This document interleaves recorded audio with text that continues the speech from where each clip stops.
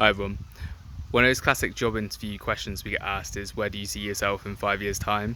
And a lot of us will be going into that thinking, especially as young people, thinking, well, actually I only intend to be here for a couple of years and then I might go travelling for a while, or I might move on to a different company that I like better when I've got some experience, or I have just no idea what I'm doing in 5 years. I haven't thought about it in all honesty, but the answer we give will tend to be something along the lines of, I intend to stay with this company, I intend to work really hard, show a good attitude, learn, get better, and potentially start to move up in the ranks a little bit, and ideally orient the answer, and if you're smart, this is how you answer, around growth and around justifying the investment that they're making in you.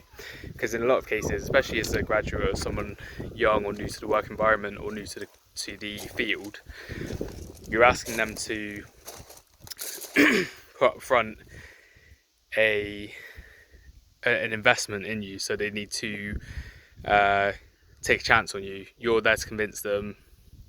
You're going to give them a return on their investment over the course of the next 5 years. And that's why they're asking you, in many cases, they're asking you because they want to know, is this going to be worthwhile for me? Is this something that I'm going to get a return on? Are you going to do well for me? The question comes then, once they've invested in you, once they've shown this gesture to you and given to you an opportunity to succeed in this way, do you then, once you are more valuable, just leave and go to a better position somewhere else? Do you go and become a consultant? Do you try and strong arm them into getting a promotion or into getting a better conditions in your employment arrangement? So once you convince them to sort of give to you unconditionally, give to you without knowing if they're going to get something in return, then once you develop through their gift, you then sort of turn that back on them and use that as a way of bargaining to get a better deal for yourself. Is that such a mercenary thing to do? Is that sensible? Is that expected? Is that something that is natural? Do employers just imagine that that's what you're going to do and accept that that's part of life, part of the work environment? Or is it part of a more sort of selfish, almost toxic way of doing things that we've become accustomed to? I think it's an interesting question. I think it's something that I've asked myself at certain points in my career. I think back to when I was, again, in this position trying to convince someone to give me something, on the premise that I was going to sort of give them back something in return later on. And getting to that point, then I become attractive to a lot of other employers or other people, or in different situations in life. This is just a metaphor that I'm using in the work environment because I think it's a relatable one. But as you become more valuable, you sort of turn around and use that extra value that came from their investment against them to better negotiate. I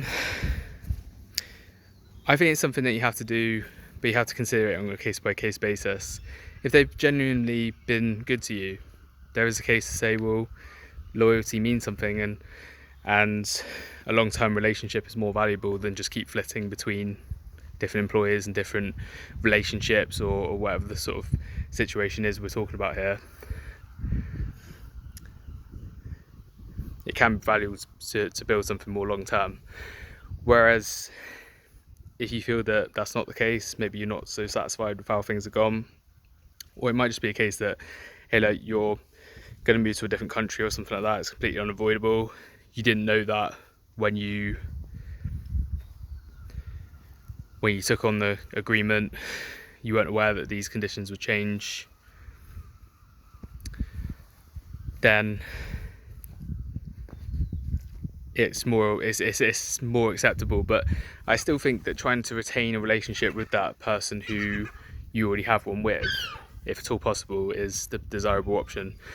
But I think it's an interesting discussion, and it's one that perhaps isn't considered in this culture where we're supposed to sort of job hop and just sort of go in this mercenary way about building our careers and building our CVs.